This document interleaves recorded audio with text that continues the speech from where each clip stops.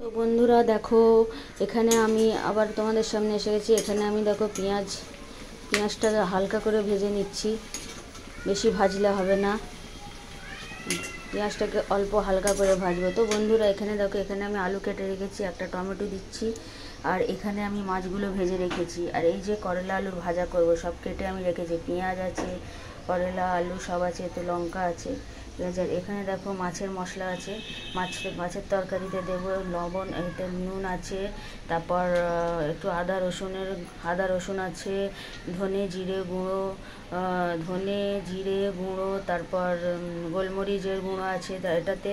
তো এই দেখো বন্ধুরা, এখানে পেঁয়াজটা লাল হয়ে গেছে, তো এতে আমি এগুলো দিয়ে দিলাম, এই মশলাগুলো এতে দিয়ে দিলাম, ধনে জিরে গোলমরিচ হলুদ লঙ্কা সব আমি মশলাগুলো দিয়ে দিলাম, আর আদা রসুন বাটা দিয়ে ভালো করে এটাকে কষলাম। ভালো করে মশলাটাকে কষতে হবে, যাতে মশলাটা যত কষা হবে তত এর গন্ধটা বেরোবে।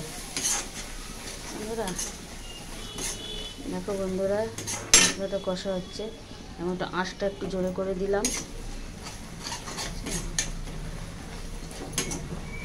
একটু হালকা হালকা করে এটা কষা হবে।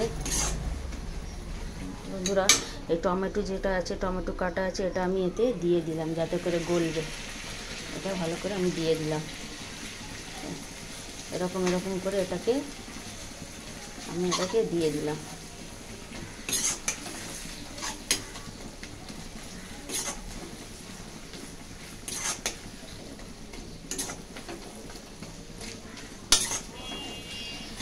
এরকম করে মশলাটাকে কষতে হবে।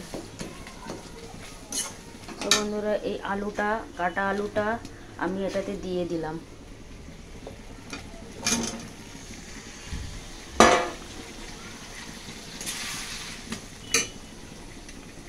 দেখো বন্ধুরা, আমার ভাত রান্না হয়ে গেছে, ঠিক আছে, একটু বেলা হয়ে গেছে আজকে রান্না করতে। এরকম করে আমি মশলাটা ভালো করে আলুটাতে মাখিয়ে নিলাম। দেখো কি সুন্দর রং হয়েছে। এটা এটাকে ভালো করে কষতে হবে, এটাকে যাতে মশলার গন্ধটা চলে যায়। একটু কাঁচা লঙ্কাও দিয়েছি 3-4টে।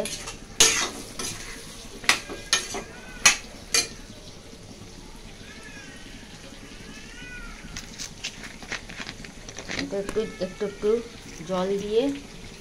জল দিয়ে এটাকে কষতে হবে।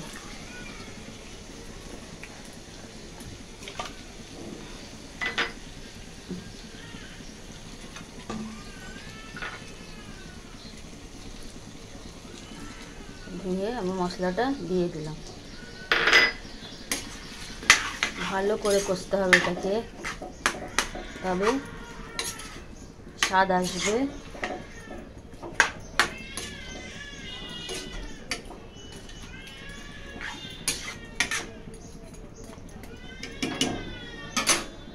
আর একটু জল দিলাম বন্ধুরা।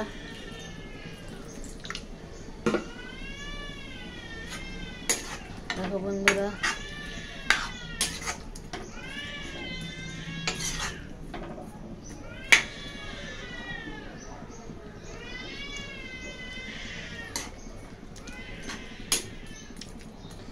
এটা একটু গলবে